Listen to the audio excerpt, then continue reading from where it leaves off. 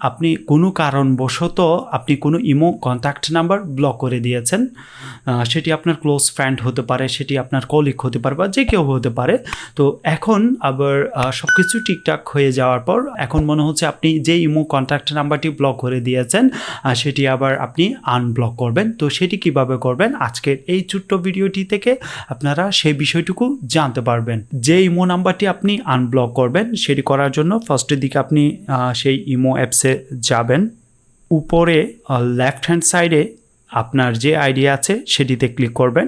Click করার পর এখানে যেটি দেখতে পাচ্ছেন সিকিউরিটি অ্যান্ড প্রাইভেসি, এটিতে ক্লিক করবেন।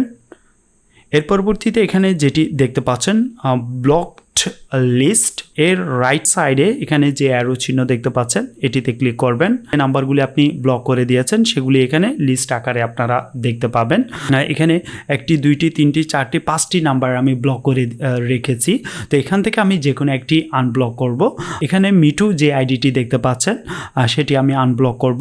তো সেটি করার জন্য আপনি জাস্ট এখানে মিন্টু এর রাইট সাইডে আনব্লক যে লেখাটি দেখতে পাচ্ছেন জাস্ট আপনি সেটিতে ক্লিক করবেন। যে লেখাটি আপনারা দেখতে পাচ্ছেন আনব্লক মিন্টু। তো এখানে আপনারা নিচে ক্যান্সেল এবং আনব্লক দুইটি ওয়ার্ড দেখতে পাচ্ছেন। তো তার রাইট সাইডে আনব্লক যে শব্দটি দেখতে পাচ্ছেন এটিতে আপনারা ক্লিক করবেন।